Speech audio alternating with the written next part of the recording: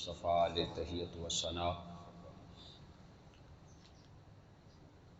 آپ کے ارمغان نیاز میں محبتوں کے خراج پیش کرنے کے بعد نہایت ہی واجب الاحترام معزز و مکرم سامعین و حاضرین، السلام علیکم ورحمۃ اللہ وبرکاتہ۔ وعلیکم السلام ورحمۃ اللہ وبرکاتہ۔ میری اور آپ کی بخت فروزی اور خوش نصیبی کہ میں اور آپ آج کے اس پاکیزہ دن میں اللہ کے گھر میں حاضری کی سعادتوں سے لطف اندوز ہو رہے ہیں۔ اللہ پاک ہماری اس سعادت کو اپنی بارگاہ میں قبول فرما کر ہم سب کے لیے خوش آخرت بنائے۔ آمین۔ ماہ ربیع الثانی جاری و ساری ہے۔ آپ جانتے ہیں کہ اس مہینہ کے اندر حضور سیدنا و مولانا امام الاولیاء، امام الاتقیاء، امام الاصفیاء، محبوب سبحانی، قندیل نورانی، شہباز لامکانی، عارف یزدانی حضرت سیدنا شیخ عبد القادر جیلانی المعروف حضور غوث العظم رضی اللہ تعالی عنہ،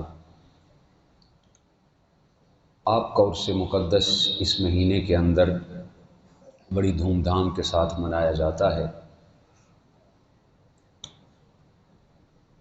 اس سے پہلے ربیع الاول شریف میں حضور جان کائنات رحمت کائنات صلی اللہ علیہ وسلم کی عظمتوں کے پھریرے کائنات عالم میں لہرائے جاتے ہیں، اور جہاں جہاں پہ حضور علیہ السلام کی عظمتوں کا ذکر ہوتا ہے وہاں حضور غوث العظم کی ولایت کا ذکر ہوتا ہے۔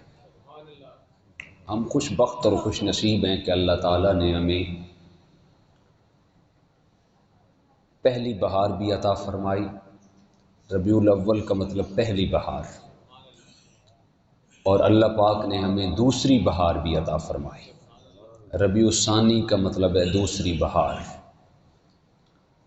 پہلی بہار نبوت کی بہار تھی اور دوسری بہار ولایت کی بہار ہے۔ اللہ نے ہمیں رسول وہ دیا جو رسولوں میں رسول اعظم ہے، اور اللہ نے ہمیں غوث ایسا دیا جو غوثوں میں غوث اعظم ہے۔ سبحان اللہ۔ اس پر جتنا بھی ہم اللہ کا شکر ادا کیا کریں وہ کم ہے، کیونکہ اس مہینہ کے اندر بڑی 11ویں شریف بڑے دھوم دھام کے ساتھ منائی جاتی ہے۔ آج نسبت اولیاء کے عنوان سے کچھ معروضات آپ کے گوش گزار کرنے کی سعادت حاصل کروں گا۔ اللہ پاک نے قرآن مجید میں ارشاد فرمایا، یا ایھا الذین آمنوا، اے ایمان والو، اتقوا اللہ، اللہ سے ڈرو۔ ارشاد باری تعالیٰ ہوتا ہے کہ اے میرے محبوب کے غلاموں، اے میرے بندو، جب تمہیں ایمان کی دولت مل جائے، جب تم کلمہ پڑھ کر دائرہ اسلام میں داخل ہو جاؤ، جب اسلام کی معرفت کا حصول تمہارے لیے آسان اور ممکن ہو جائے، جب اسلامی تعلیمات کو تم اپنے سینوں میں سمو لو، پھر کیا کرنا؟ فرمایا پھر اللہ سے ڈرنا ہے۔ اتقوا اللہ، پھر اللہ سے ڈرو۔ جب تمہیں ایمان بھی مل جائے، تقوی اور پرہیزگاری بھی مل جائے، پھر اللہ پاک نے، حالانکہ جنت میں جانے کے لیے یہ دو چیزیں ہی کافی ہیں، ایک بندہ ایمان لے آئے اور دوسرا متقی بن جائے، پرہیزگار بن جائے۔ جنت میں جانے کے لیے یہ دو چیزیں ہی کافی تھیں، لیکن اللہ پاک نے فرمایا اے ایمان والو، جب تمہیں ایمان مل جائے، تقوی کا حصول بھی حاصل ہو جائے، تو پھر وَكُونُوا مَعَ الصَّادِقِينَ، پھر انہی دو پر اکتفا کر کے بیٹھ نہیں جانا، بلکہ وَكُونُوا مَعَ الصَّادِقِينَ، پھر سچے لوگوں کو تلاش کرنا۔ سبحان اللہ۔ وَكُونُوا مَعَ الصَّادِقِينَ، سچے لوگوں کی سنگت اور معیت کو اختیار کر لینا۔ سچے لوگوں کی صحبت کو اختیار کر لے، پھر سچے لوگوں کے ساتھ ہو جانا۔ گر تو خواہی ہم نشینی با خدا، تو برو اندر در حضور اولیاء۔ فرمایا اگر تم اللہ کے ساتھ ہم نشینی چاہتے ہو، اللہ کا قرب چاہتے ہو، اللہ پاک کی عنایات کا جم غفیر اور صاحباں چاہتے ہو، اللہ کے لطف و کرم کو چاہتے ہو، تو فرمایا برو اندر حضور اولیاء، پھر اولیاء کے اندر بیٹھ جاؤ، تمہیں خدا بھی مل جائے گا، مصطفیٰ بھی مل جائے گا، اولیاء بھی مل جائے گا۔ سبحان اللہ۔ یہ بارگاہ ایسی بارگاہ ہے، اگر محبوب کے غلاموں کی بارگاہ میں تم آ جاؤ گے تو تم پر رحمتوں کا سیبان اللہ تان دے گا۔ اس لیے شیخ فرید الدین عطار رحمہ اللہ نے فرمایا یک زمانہ صحبت با اولیاء بہتر از 100 سالہ طاعت بیریا۔ جب تم اولیاء کی صحبت میں آؤ گے، اولیاء کی سنگت میں آؤ گے، اولیاء کی معیت میں بیٹھو گے، تو فرمایا ایک لمحے کے لیے اولیاء کی صحبت میں بیٹھ جانا 100 سال کی بیریا عبادت سے افضل ہے۔ یہی وجہ ہے ہم حضور فیض عالم داتا گنج بخش علی حجویری کی بارگاہ میں چلے جائیں، حضور میاں امیر رحمۃ اللہ تعالی علیہ کی دربار میں چلے جائیں، تو جتنی دیر کم از کم ہم اس بارگاہ میں بیٹھتے ہیں ہم چغل خوری سے محفوظ رہتے ہیں، جتنی دیر اس بارگاہ میں رہتے ہیں شیطانی وسوسوں سے محفوظ رہتے ہیں، جتنی دیر اس بارگاہ میں رہتے ہیں ہر قسمی ذمیمہ صفات سے محفوظ رہتے ہیں۔ یوں سمجھیں ہمیں خدا یاد آتا ہے، شیطان بھول جاتا ہے۔ تو اللہ کی ولیوں کی بارگاہ میں جانے سے خدا یاد آتا ہے، انسان کو اللہ کی ذات کا قرب نصیب ہوتا ہے۔ اور پھر فرمایا ایمان والو تقوی کے اصول کے بعد سچے لوگوں کو تلاش کرنا۔ آج کے اس مادیت زدہ دور میں جب ہر چیز کی کوئی نہ کوئی ایسی چیز موجود ہے جو اس کے متبادل کے طور پہ کام آتی ہے، اس کی کاپی کہہ لیں، ہر چیز کی کاپی موجود ہے، اور کاپی ہوتی بھی اسی کی ہے جس کی ڈیمانڈ ہو۔ اب لوہے کی کاپی تو نہیں آ سکتی، کاپی ہمیشہ سونے کی آتی ہے، گولڈ کی کاپی آتی ہے، کیونکہ اس کی ڈیمانڈ ہے۔ تو اس دور کے اندر جب فرمایا تم نے سچوں کو تلاش کرنا ہے، تو آج کے اس مادیت زدہ زمانے میں پھر سچے لوگوں کی کچھ پہچان اور کچھ ان کی نشانیاں بیان کی۔ کہیں ایسا نہ ہو کہ تم رنگت اور چمک کو دیکھ کر، بناوٹ اور سجاوٹ کو دیکھ کر کہیں راہ حق سے الگ نہ ہو جاؤ۔ فرمایا ہر اس پیر کو چہرے کی چمک اور وضاقتہ کو پہچان کر کے اس کو پیر مت بنا لینا، بلکہ فرمایا اس کی جانچ پڑتال کرنا، اس کو دیکھنا۔ جب ہم سودا سلف خریدنے جاتے ہیں تو اس کو پوری جانچ پڑتال کرتے ہیں، صحیح بھی ہے کہ نہیں ہے۔ اگر ایک دکان سے ہمیں اچھا نہ ملے تو دوسری دکان پہ جاتے ہیں، دوسری دکان سے اچھا نہ ملے تو تیسری دکان۔ یہ تو نہیں ہوتا ایک سے نہیں ملا تو گھر واپس آ گئے، نہیں، سودا خریدنا ہے، ضرورت کی چیز ہے۔ ایک جگہ سے نہیں ملا تو دوسری جگہ جاتے ہیں، دوسری جگہ سے نہیں ملا تیسری جگہ پہ۔ اچھا ایسا بھی ہوتا ہے کہ اگر ایک جگہ سے وہ سامان خرید لیا، گھر واپس آ گئے، گھر آئے تو پتہ چلا یہ تو 2 نمبر ہے، تو کیا خیال ہے ہم سودا خریدنا ہی چھوڑ دیں گے؟ بتائیں جی۔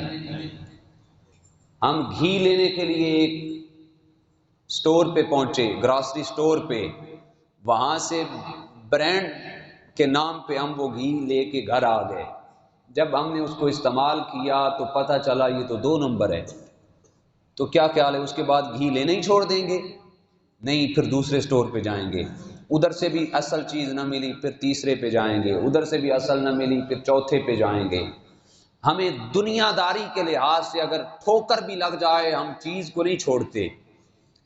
مکان تبدیل کرتے ہیں، جگہ تبدیل کر لیتے ہیں، لیکن دین کے معاملات میں ہمارا معافی نظر، نقطہ نظر بالکل مختلف ہے۔ اگر ایک جگہ سے ٹھوکر کھا لیتے ہیں تو کہتے ہیں نہیں جی سارے ہی ایسے ہیں، پھر سب کو چھوڑ دیتے ہیں۔ نہیں، یہ دوغلا پالیسی ہے۔ جب دنیا داری کے اندر ہم ایک جگہ سے دھوکہ کھانے کے بعد دوسری جگہ کو نہیں چھوڑتے تو دین کو کیوں چھوڑ دیتے ہیں؟ 5 انگلیاں برابر تو نہیں ہیں۔ ایک جگہ سے دھوکہ کھا لیا تو ایسا ہرگز نہیں دوسری جگہ سے بھی دھوکہ مل جائے، نہیں، اس کی باقی چیزوں کی تو پہچان کسی نے نہیں بتائی، اللہ نے یہاں پہ تو پہچان بھی بتائی۔ اے ایمان والو، تقوی حاصل کرو اور پھر سچے لوگوں کے ساتھ ہو جاؤ، پھر سچے لوگوں کی نشانیاں بیان کی۔ حضرت انس راوی ہیں، میرے آقا نے فرمایا اذا رأوا ذکر اللہ، حضور علیہ السلام نے فرمایا سچے لوگوں کی پہچان یہ ہے جب تم انہیں دیکھو تو تمہیں خدا یاد آ جائے، ان کو دیکھنے سے خدا یاد آ جائے۔ اور پھر سید الطائفہ جنید بغدادی رضی اللہ تعالیٰ عنہ فرماتے ہیں میں پیر اس کو مانتا ہوں جس کے ایک ہاتھ میں قرآن ہو اور ایک ہاتھ میں حدیث پاک ہو، یعنی اس کا ہر قدم قرآن اور حدیث کے مطابق اٹھتا چلا جائے۔ وہ پیر نہیں ہو سکتا جو قرآن و حدیث کی بات کو نہیں مانتا۔ حضور سیدی اعلیٰ حضرت امام الشاہ احمد رضا خان فاضل بریلی رحمۃ اللہ تعالی علیہ، آپ نے فرمایا میرے نزدیک پیر کی 4 نشانیاں ہیں۔ کیا فرمایا جی؟ میرے نزدیک یہ بڑی قیمتی چیز ہے، اس کو یاد کر لیں، حفظ کر لیں، یہ کام آنے والی چیز ہے۔ ہمیشہ کسی کا ہو کے رہنا چاہیے۔ جو بے سیکی چیز ہوتی ہے نا جی، اس کی کوئی قدر نہیں ہوتی۔ جہاں پہ بھی چلا دیتے ہیں پنکھے، بیٹھ جائیں آپ، پنکھے چل جاتے ہیں، کوئی ایشو نہیں۔ کر سب دیکھیں، کسی کا ہو کے انسان زندگی گزارے تو قدر ہوتی ہے۔ بے سیکی چیز کو تو ہر جگہ پہ ٹھوکریں ہی ملتی ہیں۔ حضور سیدی امام الشاہ احمد رضا خان فاضل بریلی نے فرمایا میرے نزدیک پیر کی 4 نشانیاں ہیں، جس کے اندر یہ 4 نشانیاں پائی جائیں تو سمجھ لیں وہ اللہ کا ولی ہے، وہ پیر ہے، وہ صاحب مسند ارشاد ہو سکتا ہے۔ جس کے اندر یہ نشانیاں نہیں پائی جاتی وہ تو بیچارہ اپنے گزارے کا نہیں ہے، وہ پیر کیسے ہو سکتا ہے؟ آپ جانتے ہیں اعلیٰ حضرت کو 70 علوم سے بھی زائد علوم پر دسترس حاصل تھی۔ ایک علم نہیں، 2 نہیں، 3 نہیں، 70 سے بھی زائد علوم پر آپ کو مہارت تامہ حاصل تھی۔ کچھ علماء نے تو 70 سے بھی زائد کے گنوائے۔ حضور سیدی اعلیٰ حضرت امام الشاہ احمد رضا خان فاضل بریلی رحمۃ اللہ تعالی علیہ نے فرمایا پیر کی نشانی یہ ہے میرے نزدیک، پیر وہ ہو سکتا ہے سب سے پہلی نشانی وہ صحیح العقیدہ ہو، اس کا عقیدہ ٹھیک ہو، وہ حضور کا بادب غلام ہو، تاجدار کائنات صلی اللہ علیہ وسلم کی ذات پہ درود و سلام پڑھنے والا ہو، صحابہ کبار رضوان علیہم اجمعین کے ساتھ ادب اور پیار اور محبت اور احترام کا رشتہ رکھنے والا ہو، اور حضور علیہ السلام کی آل پاک کا بھی ادب اور احترام کرنے والا ہو۔ آج کے اس ہمارے دور کے اندر تو دکانیں چلی ہوئی ہیں، کوئی صحابہ کو مان رہا ہے تو آل پاک کا انکار کر رہا ہے، کوئی آل پاک کو مان رہا ہے تو صحابہ کا انکار کر رہا ہے۔ ہٹ جائیں ایسے بھی جو صحابہ کو نہیں مانتے، آل بیت کو مانتے ہیں، اور آل بیت کو مانتے ہیں تو صحابہ کو نہیں مانتے۔ اعلیٰ حضرت کا فیصلہ یہ ہے پیر وہ ہے جو صحیح العقیدہ ہو، جو حضور کا بھی غلام ہو، حضور کے صحابہ کا بھی غلام ہو، حضور کے آل کا بھی غلام ہو، وہی پیر ہو سکتا ہے۔ اور سیدی اعلیٰ حضرت نے یہ واضح کر کے دکھایا، ایسا نہیں تھا کہ آپ صحابہ سے محبت کرتے، آل سے محبت نہیں، اس لیے فرمایا تیری نسل پاک میں ہے بچہ بچہ نور کا، تو ہی عین نور تیرا سب گھرانہ نور کا۔ آپ کے بیٹے سے ایک شخص مسئلہ پوچھنے کے لیے آیا، اس قدر کوٹ کوٹ کر آج لوگ یہ کہتے ہیں کہ جس کے نام کے ساتھ رضوی لگا ہو کہتے ہیں کہ یہ نیم خارجی ہے، یہ صرف صحابہ کو مانتا ہے، آل پاک کو نہیں مانتا، نعوذ باللہ معاذ اللہ۔ جس کے ساتھ رضوی لگ جائے کہتے ہیں یہ جو نیم خارجی ہے۔ نہیں، آپ کے بیٹے سے ایک شخص مسئلہ پوچھنے کے لیے آیا، آپ کے بیٹے کا ایک مرید تھا، حضور سیدی حسن رضا خان رحمت علیہ الرحمان، آپ کا مرید تھا، آپ کے مرید کا ایک دوست تھا۔ آپ کے مرید نے دوست کو کہا چلیں ہمارے شیخ کی بارگاہ میں چلتے ہیں۔ اس نے کہا کوئی شیخ شوخ نہیں، ایسا نہیں، میں نہیں جاؤں گا۔ تو اس نے کہا کہ آپ جو بھی پوچھیں گے وہ فوراً اس کا جواب دیں گے۔ تو نہ ماننے والا وہ بھی آ گیا، ماننے والا وہ اس کو ساتھ لے کر آپ کے بیٹے، آپ کے شہزادے کی بارگاہ میں۔ تو اس نے آتے ہی سوال کیا حضور آپ مجھے حضور علیہ السلام کی صاحبزادیوں کے نام بتائیں، آپ مجھے تاجدار کائنات کی صاحبزادیوں کے نام بتائیں۔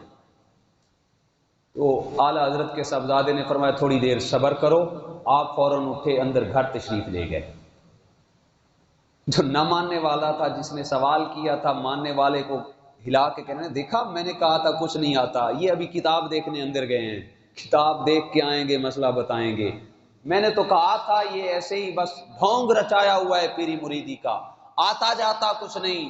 تم سنیوں کی یہ کمزوری ہے، تم جس کو اٹھاتے ہو بڑا اوپر پہنچا دیتے ہو۔ حضور کی بنات کے نام کا علم نہیں۔ حضور اعلیٰ حضرت کے شہزادے تھوڑی دیر کے بعد گھر سے واپس تشریف لائے تو آپ کی داڑھی سے پانی کے قطرات ٹپک رہے تھے۔ آپ مسند پہ، آپ اندر گئے، وضو کیا، عالی شان کپڑے پہنے، خوشبو لگائی، پھر واپس آئے، مسند پہ آ کے بیٹھ کے فرمانے لگے آپ پوچھو کیا مسئلہ پوچھ رہے تھے۔ اس نے کہا حضور آپ مجھے بنات محمد صلی اللہ علیہ وسلم کے نام بتائیں، تاجدار کائنات صلی اللہ علیہ وسلم کی بیٹیوں کے نام بتائیں۔ اعلیٰ حضرت کے شہزادے کی جبیں جھک گئی، ہاتھ باندھ کے عرض کرتے ہیں میرے آقا کی پہلی بیٹی کا نام سیدہ زینب ہے، میرے آقا کی دوسری بیٹی کا نام سیدہ رقیہ ہے، میرے آقا کی تیسری بیٹی کا نام سیدہ ام کلثوم ہے، میرے آقا کی چوتھی بیٹی کا نام سیدہ فاطمۃ الزہرا ہے۔ تو آپ کے مرید نے کہا حضور یہ بات تو آپ پہلے بھی بتا سکتے تھے، یہ کوئی اتنی مشکل بات تو تھی نہیں، آپ اندر کیوں تشریف لے گئے پھر واپس آئے؟ تو ان احباب کے لیے جو کہتے ہیں جن کے نام کے ساتھ رضوی لگ جائے تو وہ نیم خارجی ہو جاتا ہے، ان لوگوں کے لیے یہ واضح پیغام ہے۔ سیدی اعلیٰ حضرت کے شہزادے نے پکار کے کہا اے مجھ سے سوال کرنے والے، جب تو نے مجھ سے سوال کیا تھا در حقیقت در اصل وجہ یہ ہے اس وقت میرا وضو نہیں تھا، میں تو صرف بنات محمد کی عزت اور احترام کی خاطر میں اندر گیا، وضو کر کے واپس آیا۔ آج تک اعلیٰ حضرت کے صاحبزادے کی زبان سے آل پاک کا نام کبھی بغیر وضو ادا نہیں ہوا۔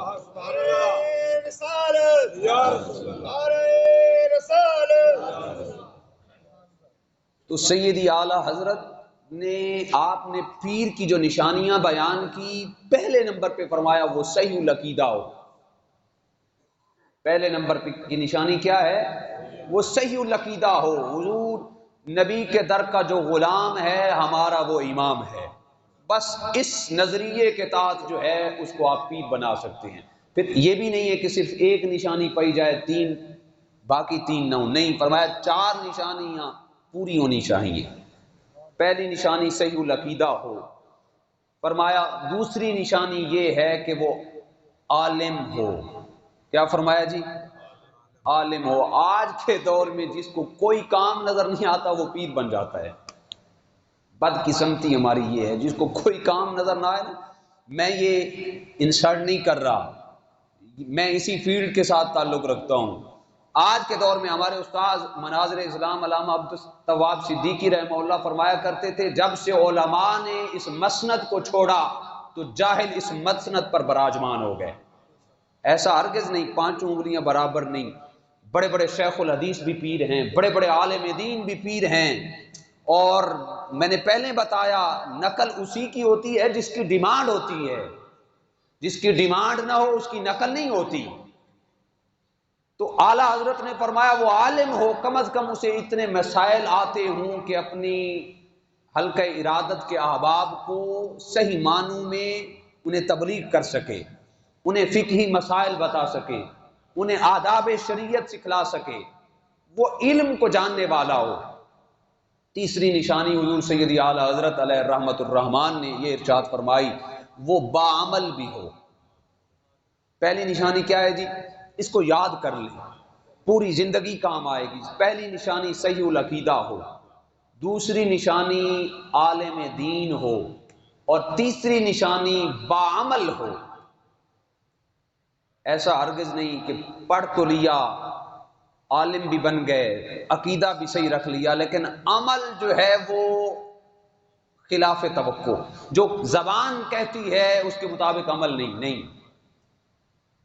حلال کو حلال سمجھنے والا ہو، حرام کو حرام سمجھنے والا ہو، شریعت کے احکام کی پاسداری کرنے والا ہو، وہ پیر ہو سکتا ہے، باعمل ہونا چاہیے۔ یہ نہیں ہے کہ پیر صاحب نماز جو ہے وہ خانہ کعبہ ادا کرتے ہیں، باقی ساری چیزوں کا پتہ چلتا ہے جب نماز کا ٹائم، پیر صاحب مجذوب ہیں جی، پہنچی ہوئی شخصیت ہے، نہیں 100 کے نوٹ کا پتہ چل جاتا ہے یہ 50 کا ہے یا 100 کا ہے یا 1000 کا ہے، یہ پتہ چل جاتا ہے، لیکن نماز کا ٹائم ہوتا ہے پیر صاحب مجذوب بن جاتے ہیں، نہیں جی یہ مجذوب ہیں، عارف باللہ ہیں، یہ پہنچی ہوئی شخصیت ہیں، پتہ نہیں کہاں پہنچی ہوئی ہیں۔ پہلی نشانی صحیح العقیدہ ہو، دوسری نشانی عالم دین ہو، تیسری نشانی باعمل ہو، اور چوتھی نشانی حضور سیدی اعلیٰ حضرت نے یہ بیان کی، فرماتے ہیں وہ اس کا سلسلہ طریقت منقطع نہ ہوتا ہو، سلسلہ طریقت، سلسلہ بیت تاجدار کائنات صلی اللہ علیہ وسلم تک پہنچتا ہو۔ ایسا نہیں ہو کہ شادے شاہ گامے شاہ کا مرید، گامے شاہ پھڈے شاہ کا مرید، پھڈے شاہ ناچے شاہ کا مرید، آگے کوئی پتہ نہیں، ایسا نہیں۔ سلسلہ بیت، سلسلہ ارادت، سلسلہ طریقت تاجدار کائنات صلی اللہ علیہ وسلم تک پہنچتا ہو، جس کا سلسلہ حضور تک پہنچتا ہے۔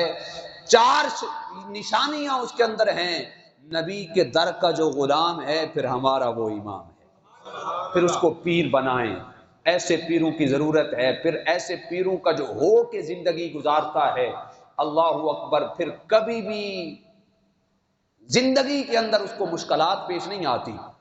جو نسبت کو پہچان کر کے، نسبت اور ارادت کو سینے لگا کے زندگی گزارتا ہے، پھر نسبت کا سب سے بڑا فائدہ سن لیں، نسبت کا سب سے بڑا فائدہ، آپ کے ذہن میں یہ سوال آ رہا ہوگا کہ پیر کی ضرورت کیوں ہے؟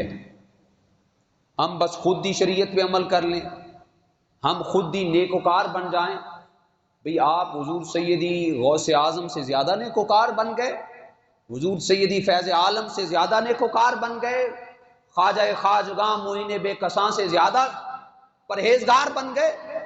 حضور غوث العظم رضی اللہ تعالیٰ عنہ جیسی شخصیت نے بھی حضرت خواجہ ابو سعید مخزومی کے ہاتھ میں ہاتھ دیا، بیعت کی۔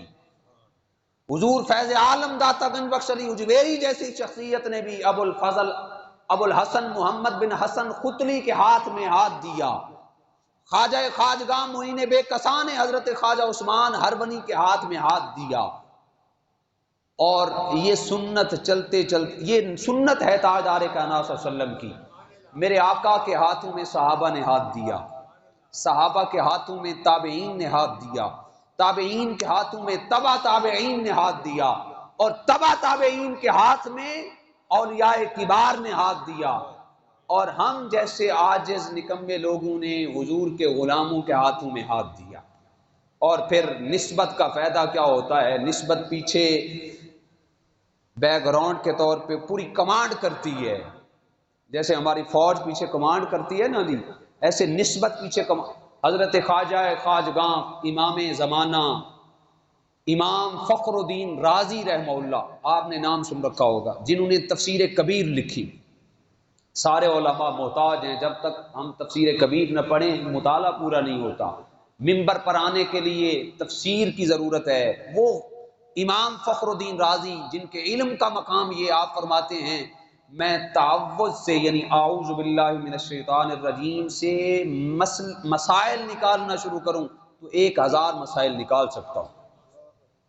کس سے جی؟ اعوذ باللہ سے میں 1000 مسائل نکال سکتا ہوں۔ کون سی شخصیت فرما رہی ہے؟ امام فخر الدین رازی رحمت اللہ تعالی علیہ، صاحب تفسیر کبیر۔ بہت بڑے عالم، بہت بڑے مناظر، بہت بڑے جامع المعقول والمنقول، یکتائے زمانہ عالم دین، لیکن آخری وقت آیا، آپ کی سیرت میں آتا ہے آخری وقت آیا، بستر مرگ پہ ہیں، نزع کا وقت، دائی اجل کو لبیک کہنے والے ہیں، شیطان حملہ آور ہو گیا۔ نسبت کا فائدہ کیا ہے؟ اللہ کے نیک بندوں کی سنگت اور معیت اور صحبت کا فائدہ کیا ہے؟ صحبت سالے ترا سالے کنت، تالے ترا تالے کنت۔ اچھے لوگوں کی صحبت انسان کو اچھا بنا دیتی ہے، اور برے لوگوں کی صحبت بھی انسان کو برا بنا دیتی ہے۔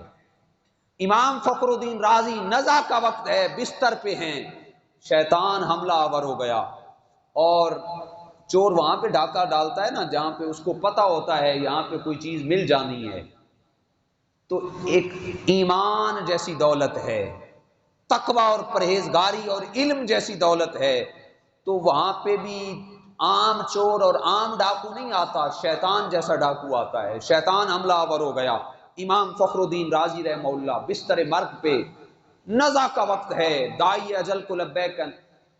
اے امام فخر الدین رازی، بڑے مناظرے کیے، بڑے بحث مباحثے کیے، بڑی زندگی گزاری، بڑی کتابیں لکھی، کیا کبھی خدا کو بھی پہچانا؟ آپ نے فرمایا جی بالکل میں نے اپنے خدا کو پہچانا۔ شیطان نے کہا کیا دلیل ہے؟ آپ نے دلیل دی، للہ ما فی السماوات و ما فی الارض، میرا اللہ وہ ہے جس نے زمین کو بنایا، میرا اللہ وہ ہے جس نے آسمان کو بنایا۔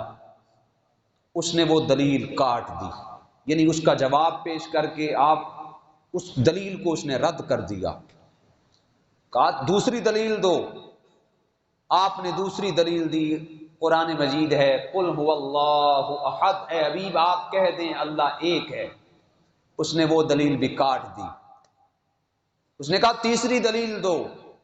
آپ کی سیرت کی کتابوں کے اندر آتا ہے، آپ نے دلیل دی الحمدللہ رب العالمین، اس نے وہ بھی کاٹ دی۔ 360 دلیلیں آپ نے دی نزع کے وقت۔ امام فخر الدین رازی، جن کا نام ہی ہمارے لیے اتمام حجت ہے، 360 دلیلیں دی، شیطان نے 360 دلیلیں کاٹ دی، توڑ ڈالی۔ قریب تھا امام فخر الدین رازی کے ایمان پہ لعین شیطان حملہ آور ہو جاتا۔ آپ کے شیخ طریقت خواجہ خواجگاں خواجہ نجم الدین کبرا رضی اللہ تعالیٰ عنہ، ہزاروں میل دوری کے فاصلے پر آپ وضو فرما رہے تھے، ایک خادم آپ کو وضو کروا رہا ہے، آپ نے دوران وضو ایسے پانی چلو ہاتھ میں لیا اور ایسے چھٹے مارے، پانی کے چھٹے مار کے کہنے لگے کہ اے رازی ترا چوننمی من خدارا بلا دلیل بھی شناسم، اے رازی شیطان تیرے ایمان پہ حملہ آور ہو گیا ہے، شیطان تیرے ایمان کو ختم کرنا چاہتا ہے، تو چرا نمی گوئی کہ من خدارا بلا دلیل بھی شناسم، اے رازی شیطان تیری 360 دلیلوں کو کاٹ چکا ہے، یہ کیوں نہیں کہتا میں اپنے خدا کو بغیر دلیل کے خدا مانتا ہوں؟ سبحان اللہ، تکبیر، نعرہ رسالت۔ ہزاروں میل کے بودھ پر شیخ کامل نے کمانڈ کی، اور اتنے بڑے عالم امام زمانہ امام فخر الدین رازی رحمہ اللہ بستر مرگ پہ ہیں، نزع کے عالم میں ہیں۔ جب شیخ کی کمانڈ پیچھے سے آئی تو آپ فوراً پکار اٹھے، اے لعین لعنتی شیطان، تو میرے ایمان پر حملہ آور ہونا چاہتا ہے، مجھے ختم کرنا چاہتا ہے، تو چرا نمی گوئی، مجھے میرے شیخ نے کہہ دیا ہے من خدارا بلا دلیل می شناسم، میں اپنے خدا کو بغیر دلیل کے خدا مانتا ہوں، میں اپنے خدا کو بغیر دلیل کے۔ جو نسبت ہوتی ہے، میں اپنا ریفرنس دوں تو آپ ہو سکتا ہے محسوس کر جائیں، میں اوروں کا ریفرنس دے دیتا ہوں۔ مولانا اشرف علی تھانوی رحمۃ اللہ تعالی علیہ، حکیم الامت، الافاظات یومیہ کے اندر لکھتے ہیں، یہ دیوبند مکتبہ فکر کے وہ بھی ہمارے بھائی ہیں، میں نے اس لیے ریفرنس ان کا دیا۔ حفاظات یومیہ کے اندر اشرف علی تھانوی لکھتے ہیں کہ نسبت کا فائدہ کیسے حاصل ہوتا ہے۔ حضور غوث زمانہ حضور غوث العظم رضی اللہ تعالی عنہ، آپ کا ایک دھوبی تھا، فوت ہو گیا بیچارہ، ساری زندگی کپڑے دھوتا رہا، ساری زندگی اور کوئی کام نہ کر سکا، خدا کو بھی نہ پہچان سکا، ساری زندگی نماز روزہ دیگر اذکار پتہ نہیں تھے یا نہ تھے، لیکن آخری وقت ایسا آیا، قبر کے اندر منکر نکیر آ گئے۔ میں نے افاظات یومیہ کا ریفرنس دیا، منکر نکیروں نے پوچھا کہ مر ربو کا، تیرا رب کون ہے؟ کہنے لگا میں نہیں جانتا، میں عبد القادر جیلانی کا دھوبی ہوں، میں نے ساری زندگی عبد القادر جیلانی کے کپڑے دھوئے ہیں۔ ہماری کتابوں کے اندر بھی یہ واقعہ ہے، لیکن میں نے ریفرنس دیا علامہ اشرف علی تھانوی، اور اس کے علاوہ مولانا رشید احمد گنگوہی کا ریفرنس میں نے دیا۔ فرشتوں نے پوچھا ما دینوں کا، کہتا ہے میں نہیں جانتا، میں تو عبد القادر جیلانی کا دھوبی ہوں۔ ما کنت تقول فی حق ھذا الرجل، میں نہیں جانتا، میں تو عبد القادر جیلانی کا دھوبی ہوں۔ ہو سکتا ہے اس پہ آپ کی طبیعت کو یہ واقعہ ناتواں گزرے، لیکن میں نے ریفرنس دو ایسے دے دیے، نہیں گزرے گا، اگر گزرے گا تو یہ آپ کی مرضی۔ میں صحبت کے حوالے سے، نسبت کے حوالے سے بات کر رہا ہوں۔ جب 3 سوال پورے ہو چکے تو اشرف علی تھانوی رحمۃ اللہ تعالی علیہ لکھتے ہیں کہ 3 سوال مکمل ہوئے، ایک نورانی شخصیت قبر میں آ گئی، سرہانے کھڑے ہو کے کہنے لگے کہ آپ نے سنا نہیں یہ کیا کہہ رہا ہے؟ یہ عبد القادر جیلانی کا دھوبی ہے، جو عبد القادر جیلانی ساری زندگی خدا کی توحید کا عالم پرچار کرتا رہا، جو عبد القادر جیلانی ساری زندگی تاجدار کون و مکان کی محبت کا درس دیتا رہا۔